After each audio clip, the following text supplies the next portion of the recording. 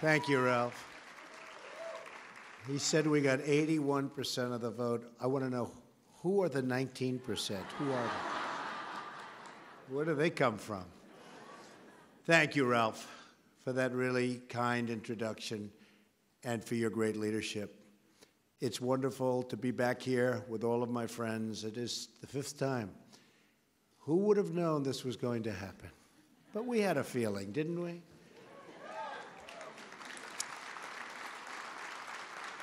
And Ralph, I want to congratulate you and your wife, Joanne, and each and every person in the audience today. In just a few years, you've helped turn a small organization into a really nationwide, beautiful movement. True, so true. And what you have achieved is extraordinary. I've spoken to this group so much, so often. I'll be back. Most recently, 1 year ago this week, when I came here to ask for your support, your help, and your prayers. And wow, did you deliver.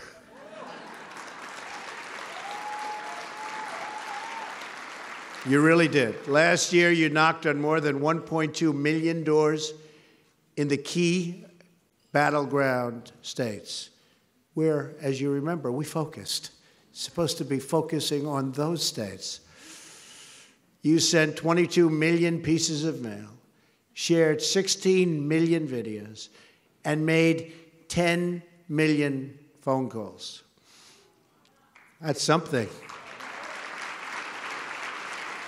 And I'm honored by your incredible support and grateful for your commitment to our shared cause. Thank you for all that you do. Thank you very much. Thank you. You didn't let me down, and I will never, ever let you down. You know that. We will always support our evangelical community and defend your right and the right of all Americans to follow and to live by the teachings of their faith. And as you know, we're under siege. You understand that. But we will come out bigger and better and stronger than ever. You watch. You fought hard for me, and now I'm fighting hard for all of you. I have one goal as president, to fight for the American people and to fight for America and America first.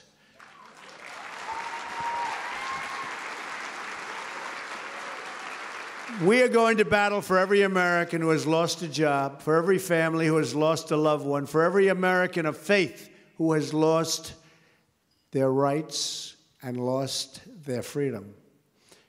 The forgotten men and women will never, ever be forgotten again. You know about that. Remember they said, where did all these people come from?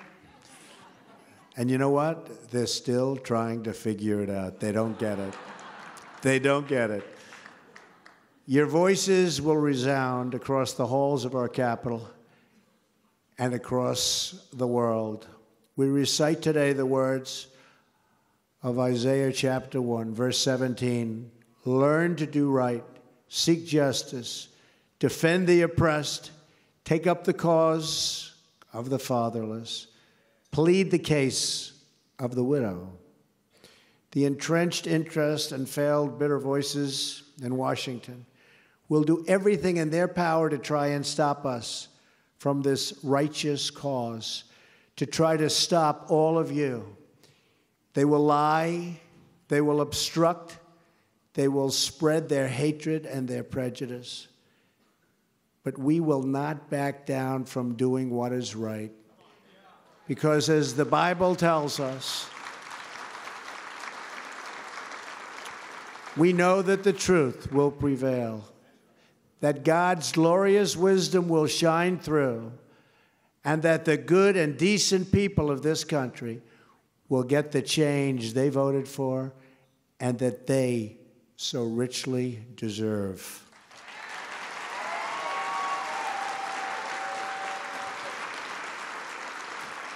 Nothing worth doing ever came easy, but we know how to fight better than anybody, and we never, ever would give up, and we don't give up. We are winners, and we are going to fight and win and have an unbelievable future. Unbelievable future, and it's going to be together. We are keeping the solemn promises that we made to the great citizens of our country. We are eliminating job-killing regulations, reversing government overreach, and returning power back to everyday Americans, the way the country started. In just a short period of time, we've already added nearly 1 million new jobs and approved historic increases in military spending. We've achieved a record reduction in illegal immigration. Did you see at the southern border? 75%. 75%. If they do 1% in the past, it used to be, oh, we're doing so well. 75%. General Kelly is doing a great job. And we are protecting our families, schools, and cities by removing the gang members. MS-13. MS-13. We're spreading them out. The drug dealers and criminals from our country, and cracking down on the sanctuary cities that protect them.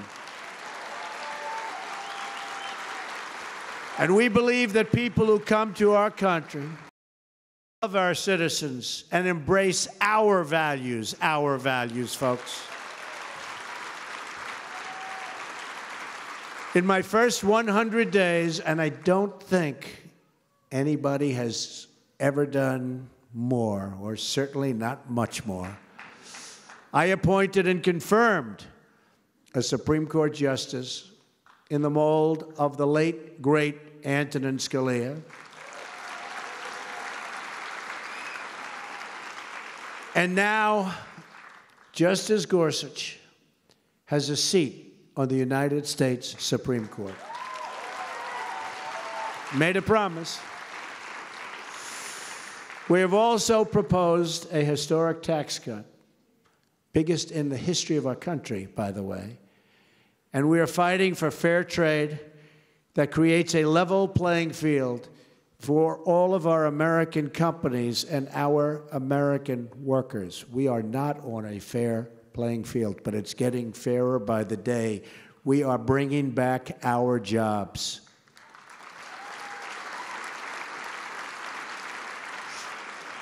To protect those jobs and the sovereignty and freedom of the United States, I followed through on my promise to withdraw from the Paris Climate Accord.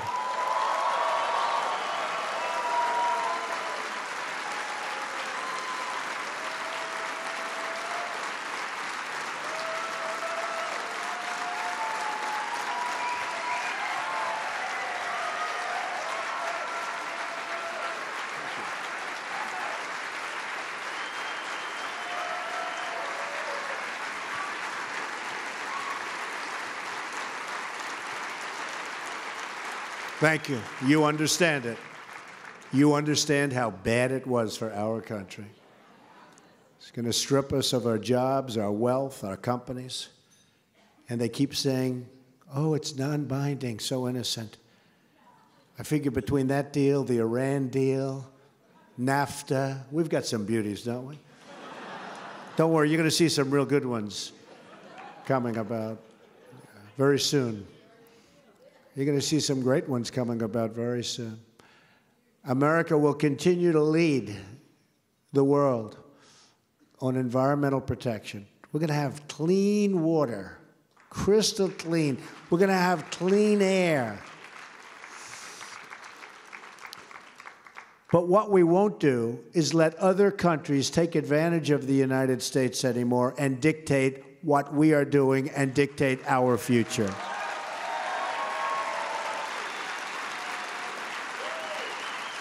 From now on, we will follow a very simple rule. Every day I am president, we are going to make America first, not somebody else, not some other country. We are going to make America first.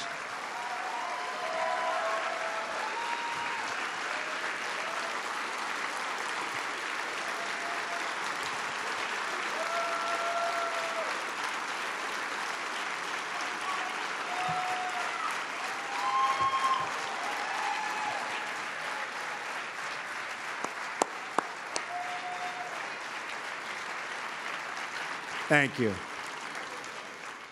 As I am sure you know, I have also reinstated the Mexico City policy, first put into place by Ronald Reagan to protect the unborn.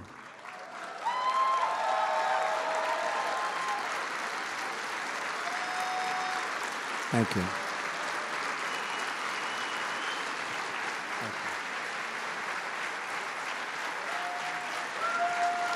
Thank you. And in a really beautiful ceremony at the White House, on the National Day of Prayer, I signed, as I promised I would, a new executive action to protect religious liberty in America, including protecting the rights of groups like yours, the Little Sisters of the Poor. Thank you. Stand up, the Little Sisters of the Poor.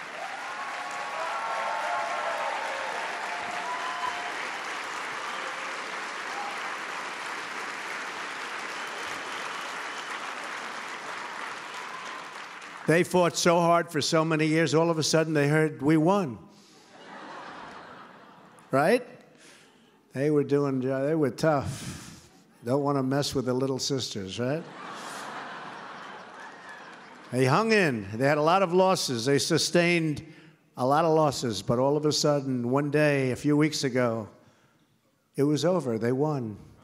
So congratulations. Great toughness. Great people. That executive order also followed through on one of my campaign promises to so many of you, to stop the Johnson Amendment from interfering with your First Amendment rights.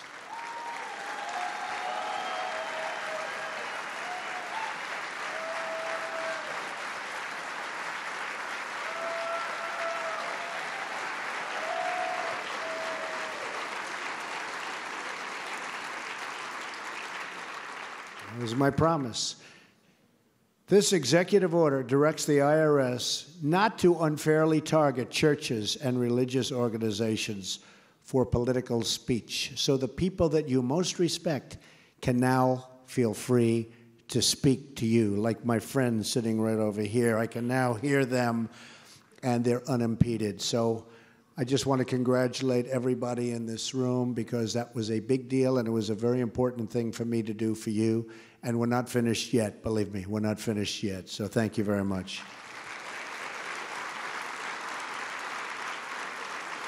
No federal worker should be censoring sermons or targeting pastors. These are the people we want to hear from. How about the people we do hear from every night on television? You want to hear from them? I don't think so. No. We want to hear from the people that we want to hear from. As long as I'm president, no one is going to stop you from practicing your faith or from preaching what is in your heart, and from preaching, and really, this is so important, from the bottom of my heart, from preaching from the people that you most want to hear and that you so respect. So we have taken a very, very strong position, and you picked a winner.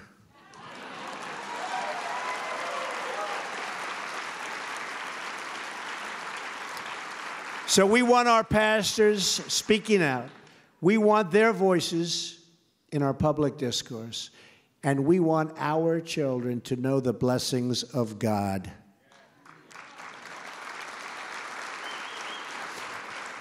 Schools should not be a place that drive out faith and religion. but that should welcome faith and religion with wide open, beautiful arms. Faith inspires us to be better, to be stronger, to be more caring and giving, and more determined to act in selfless and courageous defense of what is good and what is right. It is time to put a stop to the attacks on religion.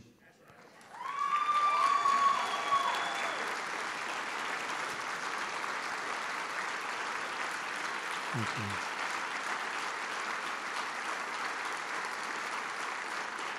Thank you.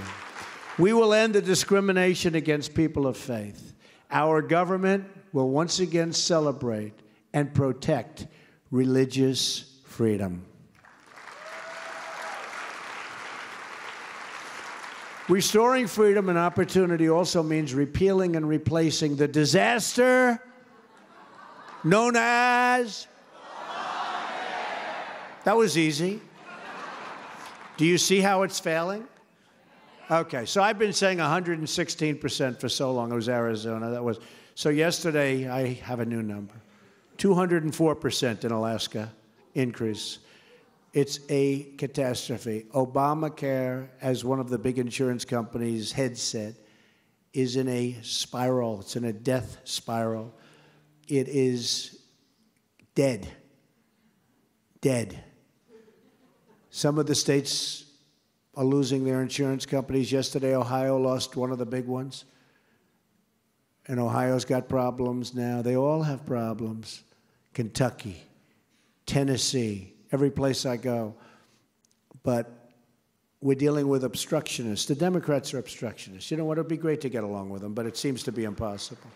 They are obstructionists. And they have a health care plan that's a disaster called Obamacare. Again, the insurance companies are fleeing. The premiums are through the roof. The deductibles, I mean, unless you die a long, horrible, slow death, those deductibles are so high, sadly, folks, you'll never get to use them. It is a disaster what's going on with Obamacare. Nobody wants to talk about it.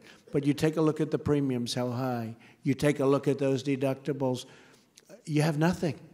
And then, of course, the mandate. Let's pay to get out of it, okay? We're the only one. We pay to get out of not paying. That's how bad it is. So Obamacare is dead. And don't let them pin it on the Republicans, by the way. We've only been here for a short period of time, okay? But a good bill passed in the House, something I hope great is going to come out through Mitch McConnell in the Senate.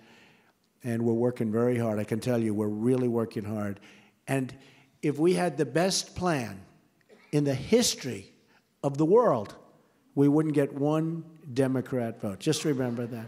If we had a plan that gave you the greatest health care ever in history, you wouldn't get one Democrat vote because they're obstructionists. They're bad right now for the country.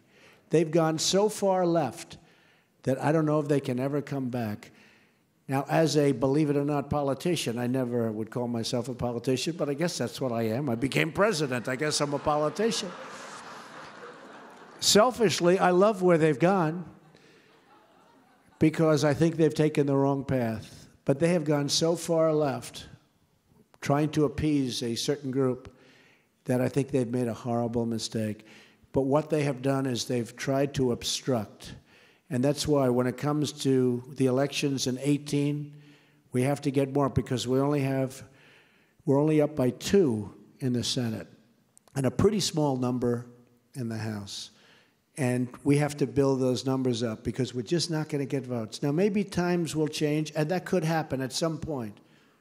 I remember when Republicans and Democrats would fight like hell, then they go out, have lunch together, have dinner together, go back, fight like hell, and get a lot of things done. Now the lunches and the dinners don't take place. The level of hatred is beyond anything that I've ever seen. So they're obstructionists, but we're going to get health care done. We're going to get the tax scares done, the tax cuts. We have the biggest tax cut and great tax reform. We're going to get it done. But sadly, we're going to have to do it as Republicans because we won't get any Democrat votes, and that's a very, very sad, sad thing. I filled my administration and cabinet with people who share our priorities and who want to deliver for the American people. And even that, as you know, it's so hard, the process, because of the obstruction. It's so hard. You know, they say resist, but they really should say obstruct. But it's so hard because when you hear that we have vacancies, it's true. But take a look at what's going on. Getting the simplest appointment is a big deal that takes forever. Our wonderful Vice President, Mike Pence, will be here later this week. What a great guy he is. Great guy. When Dr. James Dobson, stand up, James. Stand up, James. Good. Great man. Great guy. Thank you, James. Receives a Lifetime Achievement Award.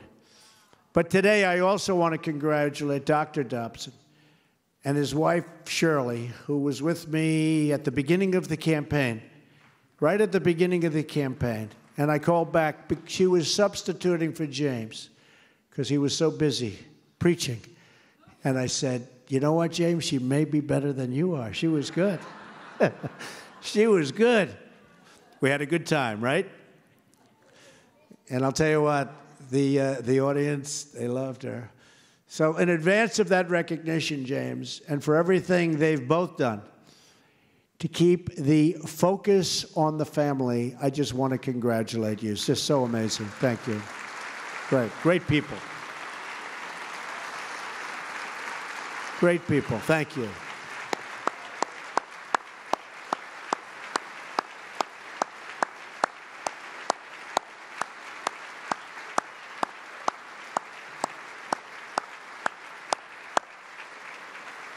Thank you. Thanks, Shirley. Thanks, James. Family is the foundation of American life, and we are proud to stand together with all of you to promote and protect family values. We're here today to celebrate two values that have always been linked together, and where Ralph, frankly, has done such a great job in linking them, faith and freedom. They're linked together because liberty comes from our Creator.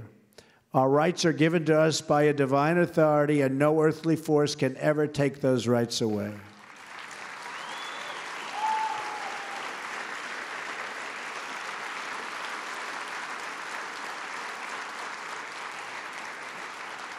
That is why my administration is taking power out of Washington and giving it back to the people where it belongs. I said right from the beginning. For too long, politicians have tried to centralize authority among the hands of a small few in our nation's capital. People are getting very rich. Bureaucrats think they can run over your lives, overrule your values, and tell you how to live. But we know that families and churches, not government officials, know best how to create a strong and loving community. We know that parents, not bureaucrats, know best how to raise children and create a thriving society. And above all else, we know this. In America, we don't worship government. We worship God. Right? We worship God.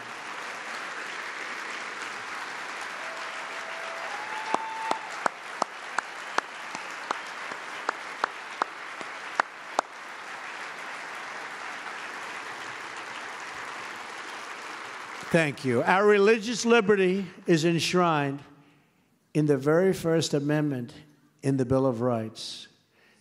The American founders invoked our Creator 4 times in the Declaration of Independence. Don't worry, we're not going to let them change it. You see what goes on nowadays, right? Benjamin Franklin reminded his colleagues at the Constitutional Convention to begin by bowing their heads in prayer. Inscribed on our currency are the words, "In God we trust." And we proudly proclaim that we are one nation under God every time we say the Pledge of Allegiance. You just heard a brave 6-year-old patriot named Christian Jacobs beautifully recite that Pledge of Allegiance. I first met Christian last week after the Memorial Day ceremony at Arlington National Cemetery, where we honor and remember the American patriots who made the ultimate sacrifice for our freedom. Christian was in perfect marine dress blues as a tribute to his dad, his beautiful dad. And he walked right up to me in a big crowd of people. And without hesitation, he asked if I would like to come see where his daddy is resting. Next, he led me over to where Marine Sergeant Christopher Jacobs lies among his brothers and sisters in arms in Section 60, and showed me pictures of his fallen father, who is so great and so important to him. Not only does young Christian carry those photos, but he carries his father's love in his heart and his courage in his beautiful, beaming young face. With his mom, Brittany, by his side, terrific mother. I said, "Is your mother good or is she great?" He said, "She's great." I said, "You better say that." He looked me square in the eyes and gave me a firm handshake. That 6-year-old stood strong and tall and proud in front of the commander-in-chief, just as I am sure his dad would have wanted him to be. He's extraordinary. Christian's father.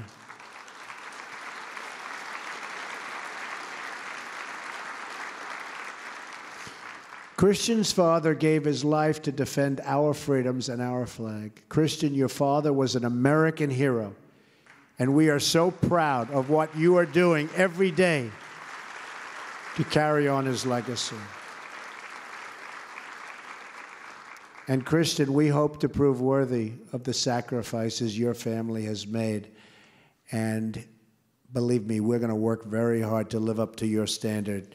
Christian, stand up. Come on, Christian.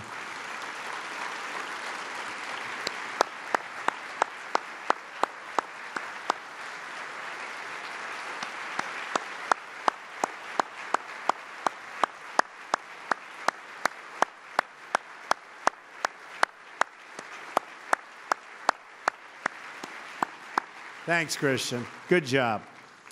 Good job. Special guy. Every day, our brave men and women in uniform are risking their lives to keep this country safe from murderous groups like ISIS, Al-Qaeda, and so many more. We must confront this evil that plagues humanity and eradicate it from our planet.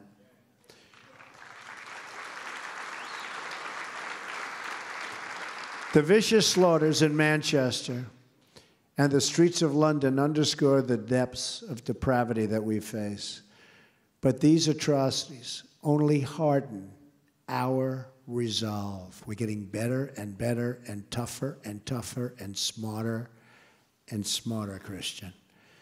We cannot allow radical Islamic terrorism to spread in our country or allow extremists to find sanctuary on our shores.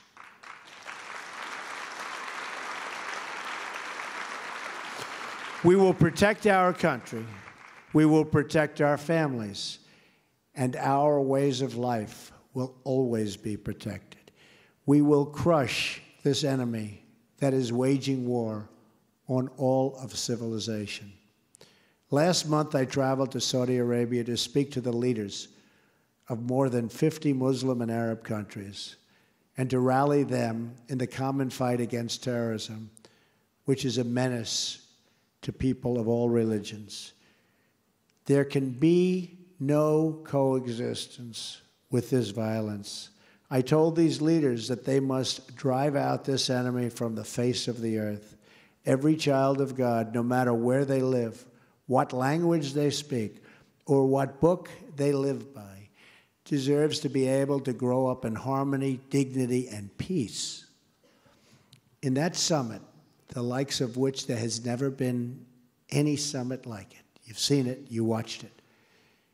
We reached historic agreements to fight not only terrorism, but the wicked ideology that really drives it. I mean, it's just driving it.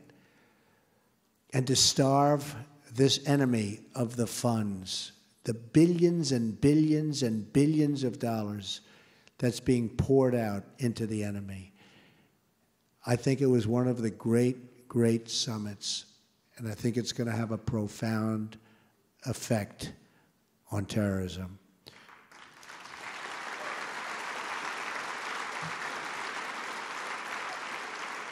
Finally, because my administration is deeply committed to the right of religious believers everywhere to be free from persecution, I called on these leaders to protect Muslims and Christians and Jews and people of all faiths, because you know what's going on there, and it's horrible, horrible.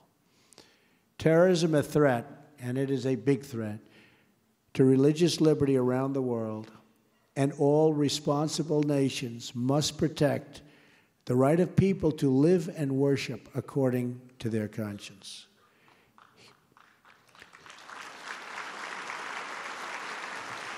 Here in America, my administration is determined to work with you to protect your religious liberty, not just for some, but for everyone.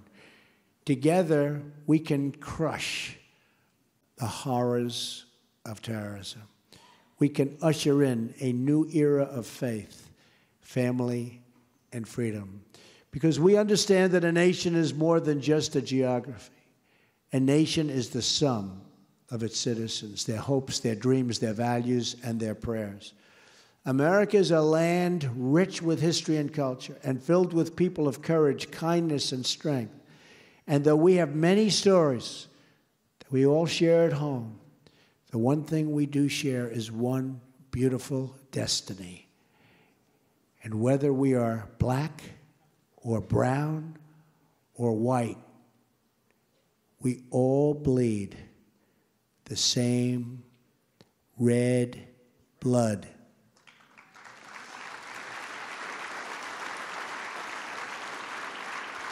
We all salute the same great American flag.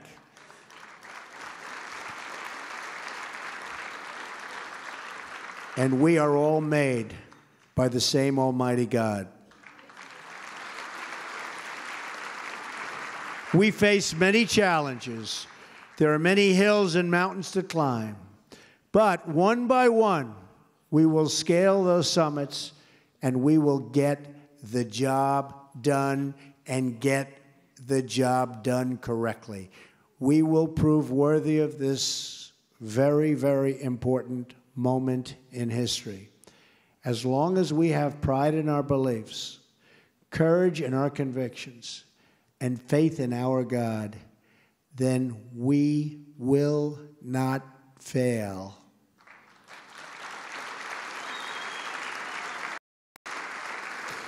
And as long as our country remains true to its values, loyal to its citizens, and devoted to its Creator, then our best days are yet to come. Because we will make America great again. Thank you. God bless you. Thank you.